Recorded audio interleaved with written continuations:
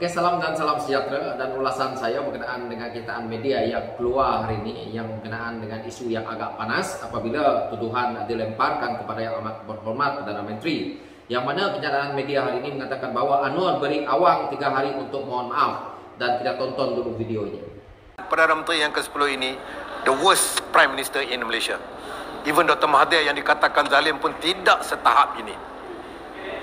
Sifat balas dendam yang ada kepada Perdana Menteri 10 ini sangat kuat, sangat kuat dan sangat pendendam. Kita tahu dalam video ini tadi, apabila hari ini keluar di akhbar, Datuk Seri Anwar Ibrahim mengarahkan segera dalam tempoh 3 hari agar bekas Timbalan Menteri Sumber Manusia ini, yang mana juga ahli Parlimen Pendang, segera memohon maaf. Dan apa yang kita lihat berlanjutan dari perkara ini sebenarnya adalah disebabkan kenapa beliau mengatakan tuduhan berdendam lebih teruk daripada Mahathir kepada Datuk Seri Anwar Ibrahim. Kerana 2-3 hari yang lepas kita tahu apabila Wan Saiful didakwa di mahkamah atas pertuduhan, iaitu 2 pertuduhan rasuah yang melibatkan RM 6.9 juta. Dan di sinilah kita lihat bahawa pemimpin PAS ini dilihat seolah-olah naik angin dengan kes ini. Pada saya, kalau Datuk Seri Anwar Ibrahim mengarahkan SPRM untuk melakukan siasatan, itu pada saya tugas Perdana Menteri memang mengarahkan jabatan-jabatan kerajaan ini agar melakukan perkara yang telus. Kenapa SPRM menyiasat Wan Saiful? Pasti ada sumber ataupun bukti kukuh yang mengatakan berlakunya penyelewengan ataupun salah laku dalam kewangan, yang mana mungkin melibatkan projek tender yang selama ini kita tahu direct nego berlaku dalam zaman Perikatan Nasional itu. So pada saya, kalau kamu mempertikaikan Datuk Seri Anwar Ibrahim selaku Perdana Menteri yang ada hari ini, maka kamu juga seolah-olah tidak mempercayai undang-undang yang dibuat, yang sedangkan Datuk Seri Anwar Ibrahim menjadi Perdana Menteri, SPRM adalah orang yang sama. Hari ini Pesuruhjaya SPRM pun adalah orang yang sama, yang mana kalau kamu kata tak adil hanya tertumpu kepada parti kamu, saya rasa itu juga tidak adil. Yang mana hari ini SPRM menyiasat kamu, kamu bising. Tetapi kita lihat apabila disebut isu skandal LCS contohnya, yang membongkar isu ini ke depannya adalah Menteri Ekonomi yang ada hari ini, yaitu YB Rafizi Ramli. Dan kita tahu apa yang pemimpin-pemimpin yang ada dalam Perikatan Nasional buat waktu itu. Mereka hanya menggunakan orang tengah ataupun kita tahu setiausaha saja pergi buat laporan di balai polis untuk mengesahkan bahawa bos mereka itu tidak melakukan kesalahan, dan akhirnya Rafizi Ramli sampai disiasat. Orang yang melaporkan kesalahan disiasat. Ini adalah pada saya bertentangan. Sepatutnya orang akan pergi menyiasat laporan yang dibuat, tetapi ini tidak. Rafizi Ramli disiasat, dan begitu juga pimpinan parti dalam Pakatan Harapan itu banyak yang coba diugut dengan cara begini. Hari ini apabila PAS terkena batang hidung sendiri, maka dia kata Perdana Menteri zalim ataupun berdendam. Pada saya ini juga tidak adil. Pemimpin PAS tidak perlulah nak membohongi rakyat. Rakyat tadi ini pada saya tidak bodoh. Jadi kena ingatlah.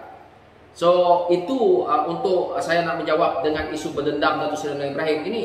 Dan inilah kerjanya pimpinan PAS. Dan kita tengok, kalau betul anak jantan, maka dia boleh hadir ke mahkamah dan dia tidak perlu menarik balik apa yang dia katakan ini. Yang mana tempoh 3 hari yang diberikan oleh Yang Amat Berhormat Perdana Menteri, iaitu Datuk Seri Anwar Ibrahim, kepada beliau, kalau betul berani, silakan masuk mahkamah, fighting. Adakah kamu betul? Tapi kalau dia mohon maaf selepas 3 hari ini nanti, bermaksud kamu keluar kenyataan, memfitnah orang, bermaksud kamu tidak ada telur lah. Jadi bikin malu lah. Kita lihat apakah ahli Parlimen Pendang ini berani buktikan lepas ini. Dan kita tonton lagi sambungan videonya yang ini.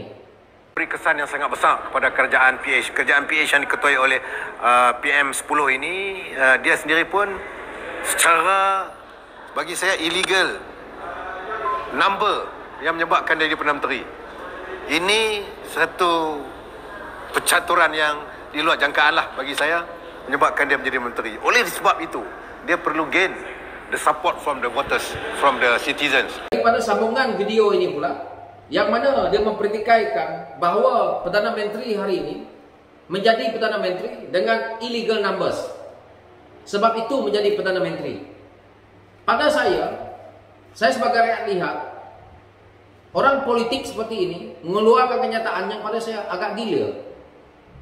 Kenapa saya kata seperti itu? Numbers yang diperolehi untuk Dato' Seri Anwar menjadi Perdana Menteri itu adalah cukup dengan majoriti ahli parlimen. Yang mana kita lihat PHS mempunyai 83 kursi, UMNO 30, GPS 20 lebih, warisan ada beberapa, dan berapa-berapa orang pemimpin daripada bebas. So cukuplah numbers. Ini bukan illegal numbers, ini adalah ahli parlimen. Kalau illegal number tu bermaksud bukan ahli parlimen, ataupun dengan mudahnya illegal numbers adalah apabila dah cukup jumlah, tiba-tiba tengah malam cukup jumlah, pagi pakai BMW yang selama ini duk cerita tentang unta, pakai BMW yang selama ini memperjuangkan itu inilah, tetapi pakai barang daripada Yahudi, pakai barang daripada Barat. Itu dipanggil illegal, cerita illegal pada saya. Jadi pemimpin PAS kalau nak bercakap, janganlah membohongi rakyat, spin banyak sangat cerita. Rakyat ni tidak bodoh. Illegal numbers ni apa yang dibuat oleh Tan Sri Muhyiddin Yassin bersama dengan Presiden PAS. Apabila orang dah buat RUU anti lompat parti, yang mana tak boleh lagi kutip seekor-seekor ni ahli parlimen ni untuk nak menyokong kita, kena masuk en bloc.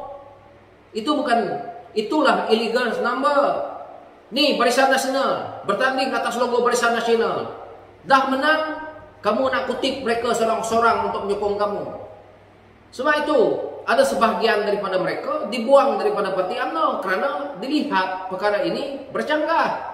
Jangan kita sibuk dengan parti orang lain. Ini kerja PAS mencuri ahli parlimen orang lain, menghasut ahli parlimen lain untuk menyokong mereka. Itu salah. Inilah illegal number. Yang paling teruk kita tengok illegal number ni apa? Apabila berlakunya langkah seretan. Jadi pemimpin PAS itu saya kata keluar kenyataan yang gila, kurang cerdik. Cermin muka sendiri dulu. Kamu orang menubuhkan kerajaan dengan illegal number. Tidak ikut perjanjian macam mana bersatu duduk dalam Pakatan Harapan, langgar perjanjian, keluar bersama dengan PAS, PAS jadi kerajaan dengan illegal number, menjadi Timbalan Menteri Sumber Manusia, tak buat kerja, itu illegal number. Jadi jangan bodohkan rakyat dalam isu-isu seperti ini. Kita rakyat tidak bodoh.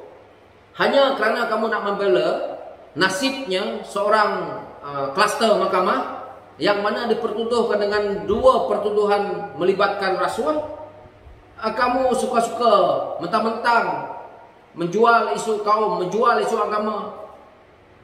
Jadi pada saya tidak adil. Jadi saya harap kalau betul-betul anak jantan lah ahli parlimen Pendang ni, jangan layan kenyataan media yang dikeluarkan oleh Peguam Dato' Seri Anwar Ibrahim berdepan di mahkamah. Langgar saja yang dikatakan untuk 3 hari ini, kami rakyat tengok. Mungkin ahli parlimen Pendang ni banyak duit. Saya harap Dato' Seri Anwar Ibrahim kalau dia tak tarik ni saman banyak-banyak. Tak banyak-banyak lah, 10 juta cukup. Tengok. Ini nak tengok Dato' Seri Anwar Ibrahim zalim. Kamu keluarkan kenyataan sembrono, mengkritik. Lepas itu, apabila Dato' Seri Anwar Ibrahim berada dalam parlimen, semua macam ayam terkentut, diam membisu, tak nak membagi hujah, tak nak cakap apa. Luar mahkamah, pandai keluar kenyataan media. Ini masalahnya pemimpin PAS ni, termasuk presidennya. Dalam parlimen tak nak hadir. Kalau hadir pun mengarut. Tidak ada fakta yang boleh membangunkan negara.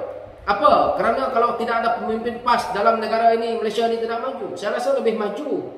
Saya rasa kalau bukan PAS yang memerintah Kelantan, Terengganu, saya rasa dah maju, dah moden dah. Tapi kerana kegagalan mereka, seperti inilah. Egois, sombong, angkuh, menjadi ahli parlimen, tetapi fakta yang dikeluarkan tidak jelas, fitnah, tak habis-habis kesudahannya, demi segenggam kuasa. Jelas kita lihat mereka ini gila dengan kuasa. So itu pencerahan saya. Sekian, terima kasih.